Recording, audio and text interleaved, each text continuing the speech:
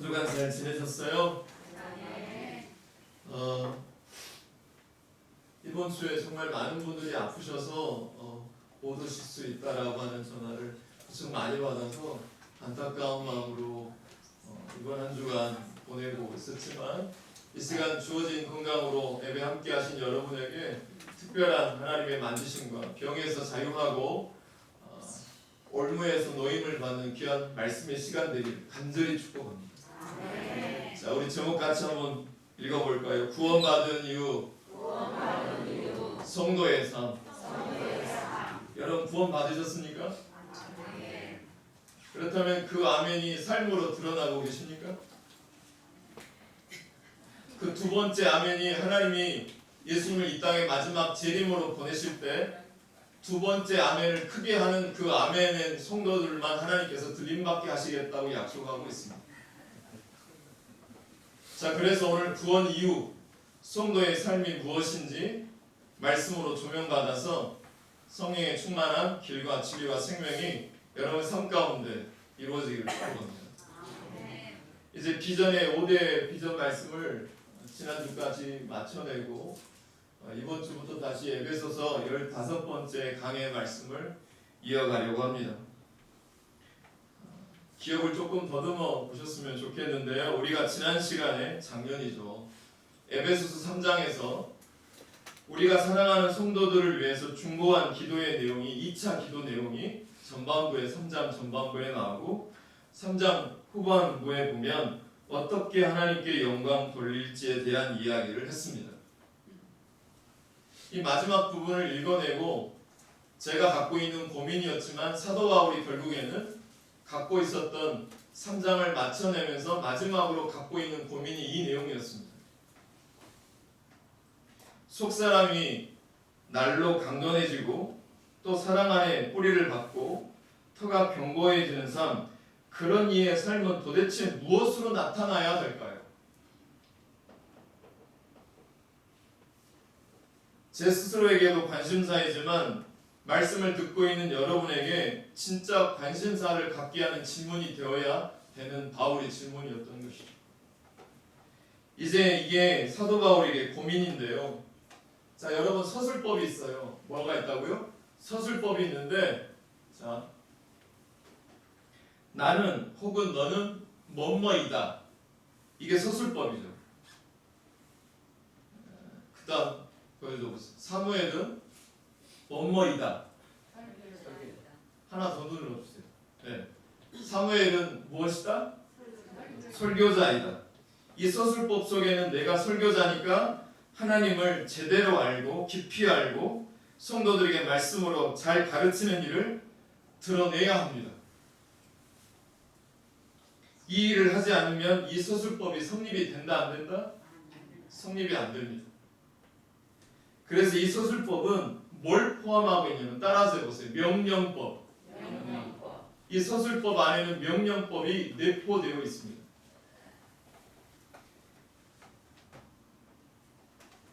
서술되어 있는 내용을 살아내야 해요. 예수님이 마태복음 5장 13절 14절에 여러분이 너무나 잘 알고 있는 말씀에서 이렇게 이야기하고 있죠. 너희는 세상에 무엇이다? 소금이다. 너희는 세상에 빛이다. 소금이다라고 얘기했을 때 여러분과 제가 어디에 가가지고 나는 세상의 빛이야, 나는 세상의 소금이야 이렇게 말하라는 말이 아니라 빛답게, 뭐답게? 빛답게, 소금답게, 뭐답게? 소금답게 살아야 거짓이 아닌 게 되는 것이 서술법이라는 거예요. 마태복음 5장 13절에서 말하고 있는 서술법이라는 것이죠. 여러분, 성도라고 하는 것은 나는 네모 안에 뭐뭐이다 라고 얘기할 때 여기에 들어가야 하는 뭘 채우는 거냐면 삶의 내용을 채우라는 것입니다. 구원받은 이후의 성도의 삶을 채워 넣으라는 것이죠. 믿음의 사람다운 삶을 살아야 한다라는 내용입니다. 이게 명령법이고 이것이 굉장히 중요합니다. 주님 앞에 섰을 때, 재림의 때 이 네모 안에 뭘 채우고 왔느냐가 하나님이 반드시 물어보신다라는 거예요. 세상 앞에서 사람들이 나를 뭐라고 하는지 거기에 귀 기울이고 거기 칭찬에 반응하고 또 비난에 속상해하는 것이 대부분의 사람들이 그러합니다. 그러나 성도는 자기에게 주어져 있는 자기의 직무를 자기답게 누구누구답게 살아내야 한다라는 것입니다. 자신에게 주어진 소명을 뭘 통해? 삶을 통해 나타내야 한다라고 하는 내용인 것이죠. 공자님도 이런 얘기를 하셨어요. 띄워줘 보세요.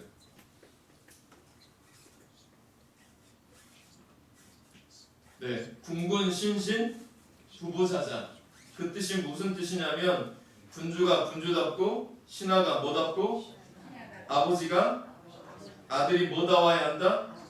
이게 무슨 말이냐면 군주니까 임금은 임금답게 신하는 신하답게 아버지는 아버지답게 아들은 아들답게 각자에게 주어져 있는 그 답게라고 하는 그 내용을 이 네모 안에 채워갈 때 아름다운 세상이 온다라고 하는 내용을 공자님께서 말씀하신 거예요.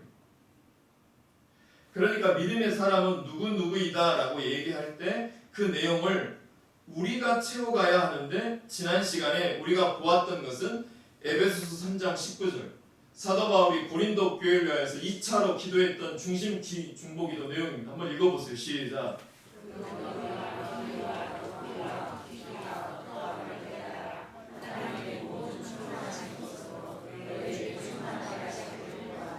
지금 사도께서 에베소서 3장에서 우리가 이러이러한 믿음의 구원의 신비와 깊이 속에 머물게 해달라고 중보기도 하고 있어요.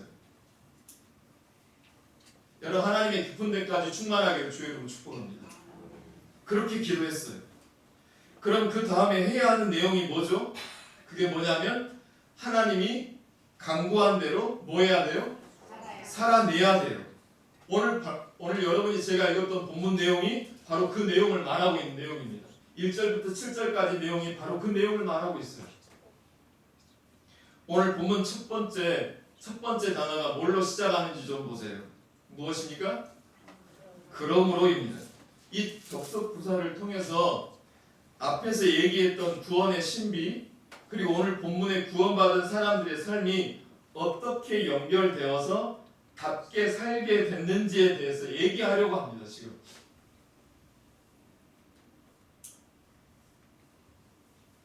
그리고 그 다음에 사도께서 발신자인 자신을 뭐라고 소개하는지 좀 보세요.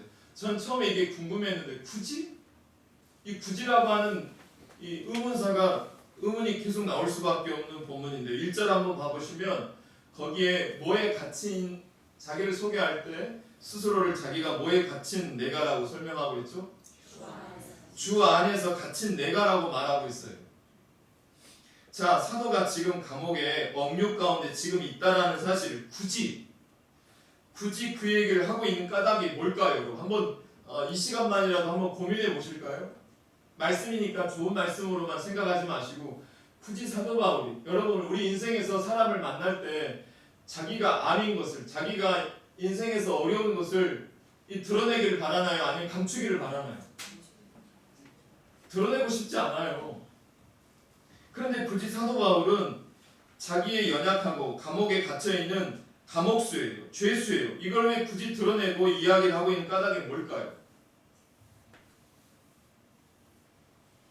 불쌍해 보이려고?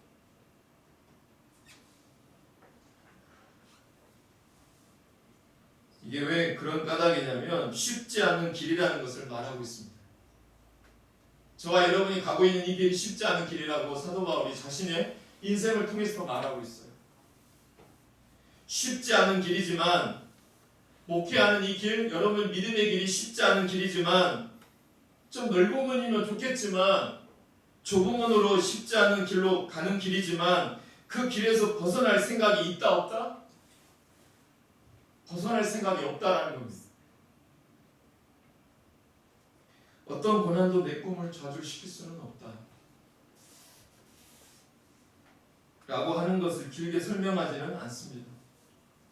주님 안에 갇힌 내가 파렴치한 일을 저지르다가 갇혔다면 부끄러운 일을 당하는 것이지만, 그러나 그렇지 않고 내가 주님의 일을 하다가 내가 이렇게 갇히게 되었다. 이것을 그는 숨기려고 했어요? 숨기려 하지 않았어요? 숨기려 하지 않고 오히려 떳떳하게 얘기해 놓고 있습니다. 주 안에 갇힌 내가. 이게 구원의 신비예요. 여러분과 제가 별 볼 일 없는 인생이지만 하나님이 이 시간 부르신 데는 구원의 신비가 있기 때문에 저와 여러분이 이 자리에 은혜로 앉아 있게 되는 은혜가 여기 있음을 믿습니다. 노래를 잘 불러서 성가대에 앉아 있는 게 아니라, 뭔가를 우리가 너무 잘해서 이 자리에 앉아 있는 게 아니라, 오히려 떳떳할 수 없는 입장이지만 그럼에도 불구하고 나로 하여금 성가대로, 설교자로, 성도로 부르신 것이, 이게 신비라는 것이에요. 자주 얘기했지만 사도들이 부활을 체험하고 난 다음에 사도행전 5장 27절부터 28절까지 다 읽을 수 없으니까 중간에 색칠에 져 있는 부분만 보시면, 이 이름으로 사람을 가르치지 말라고 뭐 하였으되? 나와 있나요? 언급하였을 때가 뭔 말인지 아세요? 네, 엄하게 금지했다. 가만 안 두겠다라는 거예요. 네 생명에 위협을 가할 수 있으니 그러지 말라라고 언급하였을 때, 사내들인 공회에 이렇게 해가지고 불려가가지고 다시는 그 이름으로 말하지 말라고 위협을 받고 있습니다. 지금 그때 또 어떤 일을 당하냐면, 그리고 또 매를 맞고 풀려나요. 사도행전 5장 40절에 보면 사도들을 불러들여 뭐하며? 여러분 한번 읽어보세요. 시작.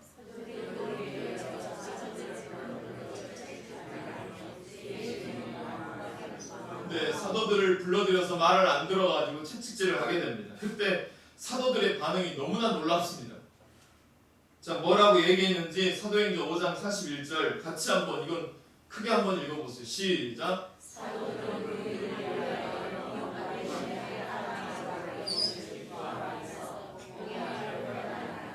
여러분, 능력받기에 합당한 자를 여기심을 사도 바울이, 그 다음에 사도들이 뭐 하였을 때?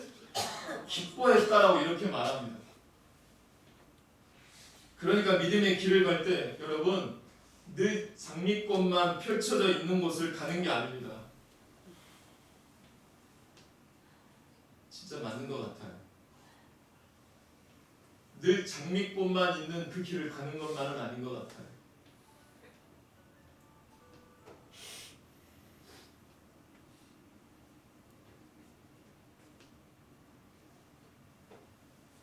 때때로 장미꽃 속에 가시가 있는 것처럼 각자마다 그 크기는 다르지만 고통도 우리에게 반드시 찾아옵니다. 어떤 이에게는 심각한 질병으로, 어떤 이에게는 부부가 이혼할 만큼 관계의 스물로, 목회도 성도의 삶에도 여러 가지 모양으로 고통이 옵니다. 그 가시가 있다고 해서 사도 바울은 뭐라고 하냐면, 그 장미를 포기할 수 있다 없다? 포기할 수 없다라고 이야기합니다.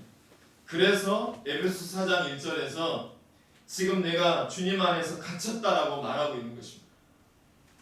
이런 확고한 자기 믿음을 가지고 그 인생길을 단호하게 걸어가고 있는 사도 바울이 이 시간 제 입술을 통해서 여러분에게 권하고 있어요. 뭐라고 권하고 있냐면, 영광의 성도 여러분, 이렇게 한번 살아보세요. 이렇게 한번 살아보세요. 지금 부탁하고 있고 권면하고 있고 명령하고 있는 것이기도 합니다. 이 시간 사도 바울이 너희가 부르심을 입은 부름에 어떻게, 그 다음 넘겨보세요. 그 전 거예요. 그 전 거. 여러분 1절 다시 한번 읽어보세요. 시작. 부르심을 입은 부름에 뭐하게? 합당하게 행하여라 라고 말하고 있습니다. 여러분 부르심 받은 사람이죠. 여러분 부르심 받은 사람인 것을 믿으시면 아멘. 네, 분명하죠. 그렇다면 우리가 물어보게, 왜 불러주셨을까요? 여러분 왜 하나님이 저와 여러분을 불러주셨을까요? 제가 이걸 옛날에 중고등부 할 때 어떤 친구들한테 물어봤더니 그거야 전도사님 부르신 분만 아시죠? 그러더라고요. 그것도 틀린 말은 아니더라고요. 저와 여러분을 왜 불러주신 것 같아요? 집사로, 장로로, 집사로, 권사로, 성도로 왜 불러주신 것 같으세요? 그 다음 넘겨보세요. 여러분 부르심은 각자 부르심의 내용이 같을까요? 다를 수 있을까요? 다를 수 있어요. 그러나 하나 같은 공통점이 하나 있습니다. 그게 뭐냐면 하나님의 꿈에 동참하는 겁니다. 저마다 다 재능이 다 달라요. 그런데 여러분들 하나님이 불러주신 까닭은 하나님에게 꿈이 있기 때문에 그렇습니다. 이 세상은요, 인간의 죄로 말미암아 파괴되고 인간의 죄로 말미암아 어지러운 세상을 아름다운 세상으로 바꾸고 싶은 하나님의 꿈이 있습니다. 그 꿈으로 우리를 불러주신 거예요. 저는 하나님의 꿈을 이루어드릴 만한 사람이 못 되는 것을 어제도 느꼈고 이 시간도 느끼고 이후에도 느끼게 되겠죠. 저는 하나님의 꿈을 이루어드릴 만한 사람이 못 돼요. 맞아요. 그러나 주님은 우리가 당신의 꿈을 위해 필요하다고 말씀하세요. 이게 은혜입니다. 아멘? 그래서 은혜인 거예요. 누가 봐도 저 사람은 아닌데, 누가 봐도 저 사람은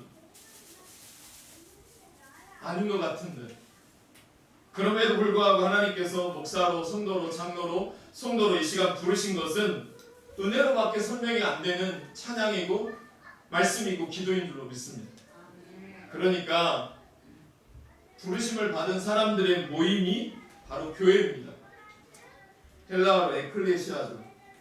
그렇게 얘기하고 있는데 에클레시아로서의 교회가 해야 하는 일은 무엇이냐? 한번 따라서 해보세요. 하나님의 성교에 동참하는 것. 하나님이 어디 가서 고치려고 하는 것을 내가 가서 고쳐드리고 하나님이 북돋으려고 하는 그 대상들을 내가 찾아가서 북돋아 줘야 하고 바로 불의한 일에 대해서 항고하기도 해야 해요. 시선이라고 하는 찬양의 내용이 딱 이 찬양이죠. 하나님의 마음이 있는 곳에 나의 마음이 있고 이 모든 일들이 바로 부르심에 합당한 삶이라고 말할 수 있다는 것이죠. 여러분 잊지 말아야 합니다.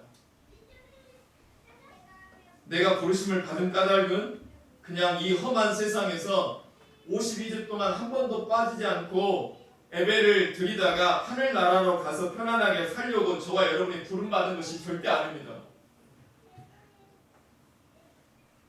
나중에 가면 큰 코 다칩니다.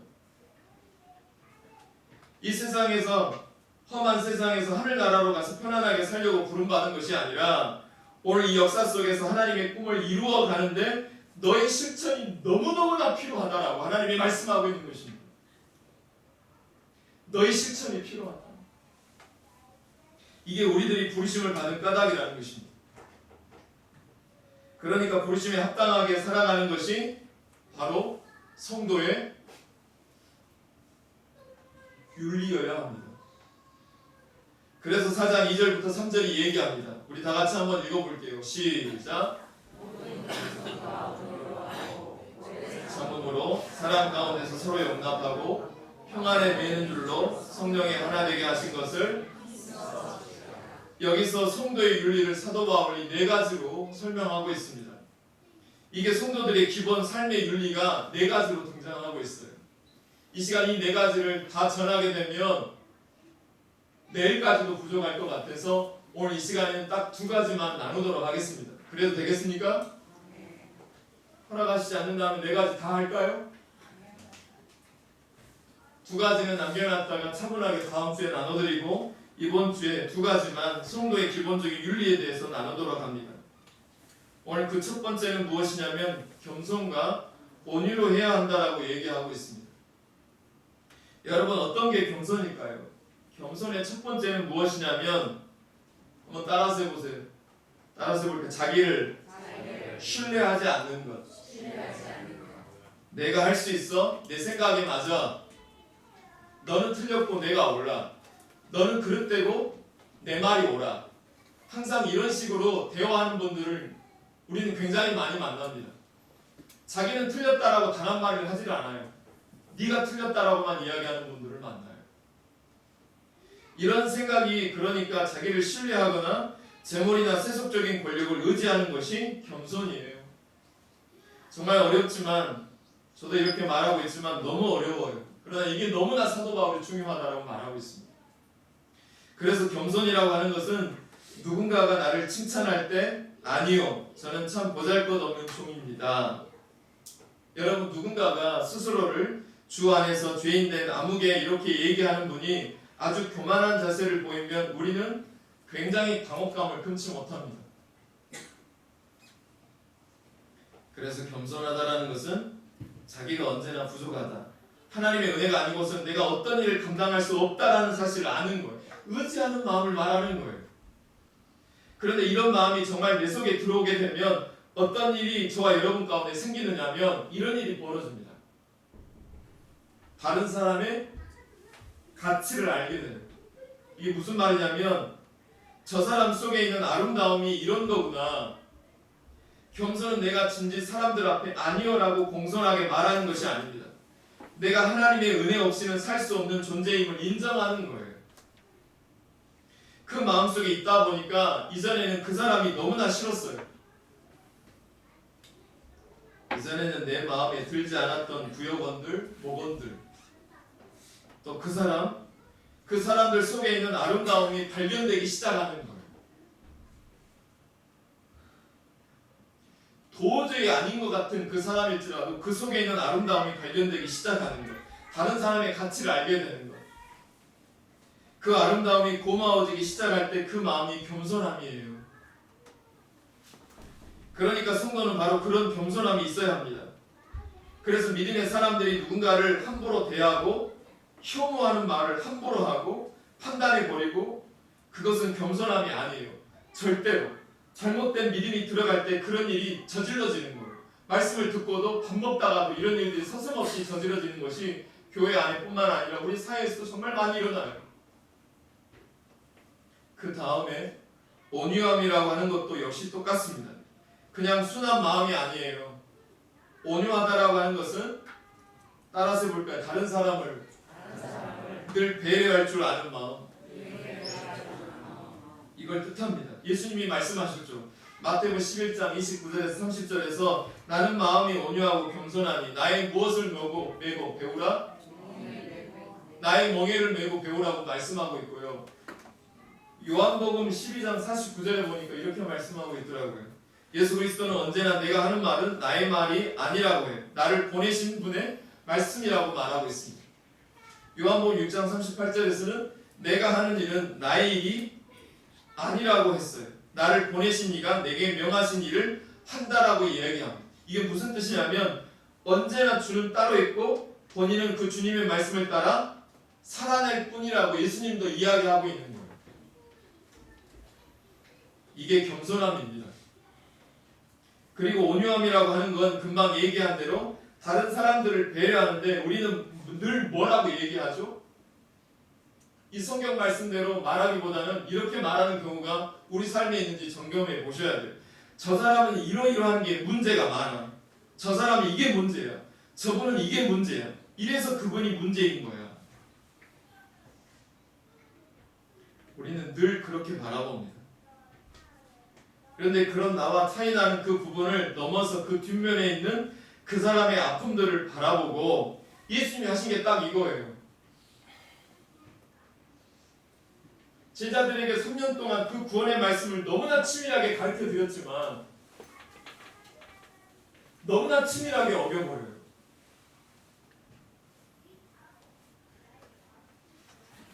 겸손은 그 사람의 뒷면에 있는 아픔들을 같이 바라보고 그 아픔 속에서도 저렇게 살아내고 있구나. 참 고맙다. 대견하다.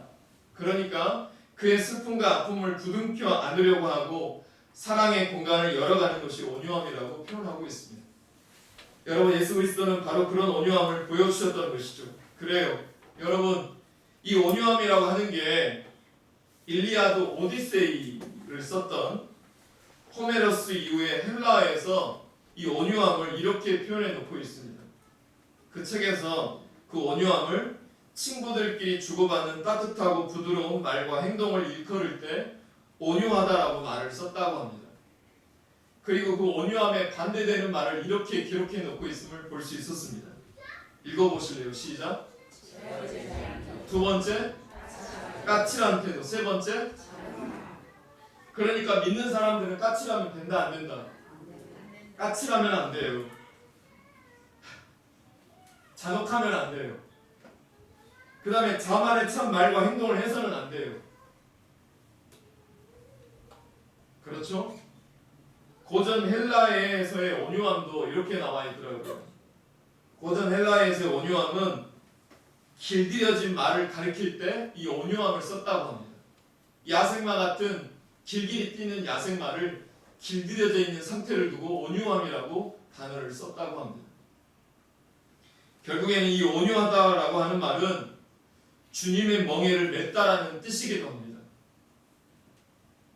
농부가 일을 하려면 소에게 꽃들의 이 멍에를 매는 것, 이게 주님의 멍에를 맸다라고 하는 뜻이 온유함입니다. 우리는 주님의 멍에를 맨 사람들이 되어야 할 줄로 믿습니다. 정리합니다. 정리하면서 믿음의 사람은 이 네모 안에 뭐뭐이다라고 얘기할 때 이 네모 속에 있는 것이 뭐였죠? 에베소 4장 1절과 2절 말씀에서 말하고 있는 게 바로 겸손하고 온유해야 된다라고 얘기를 하고 있습니다. 겸손과 온유라고 하는 것은 나의 부족함을 알고 다른 이의 소중함을 알아차리는 거라고 얘기했습니다. 이 은혜가 실제적으로 윤리 강령으로 여러분의 삶 가운데 일주일 내내 사순절 기간에 주님이 오셨을 때 이 네모 안에 겸손과 온유에 대한 삶의 윤리가 채워진 것을 확인하고 들림받고 구원받고 하나님 앞에 인정받는, 의인의 길은 여호와께서 인정하시나 악인의 길은 뭐하리로다? 망한다. 의인의 길은 결국엔 이 네모 안에 온유와 겸손이라고 하는 삶의 윤리를 채워가지고 온 사람을 하나님께서 의인의 길로 인정하신다는 것입니다. 이걸 매일같이 여호와의 말씀을 주야로 묵상하지 아니하면 바람에 나는 겨와 같이 요동치다가 하와처럼 바위처럼 망하게 되어 있습니다. 바라건대 성도 여러분, 우리는 구원받은 자인 것을 믿으시면 아멘.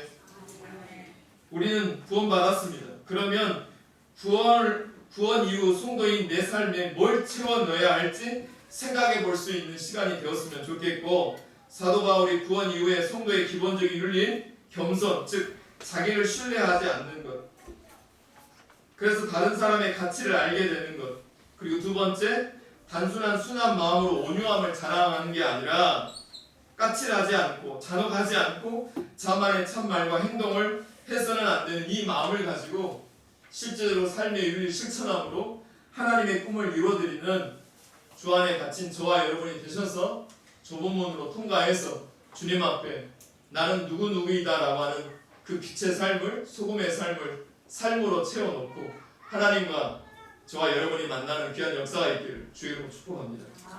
우리 옆에 사람한테 당신은 소금입니다. 당신은 빛입니다. 믿으시면 아멘. 우리 이 찬양 같이 하면서 말씀을 정리하도록 합니다.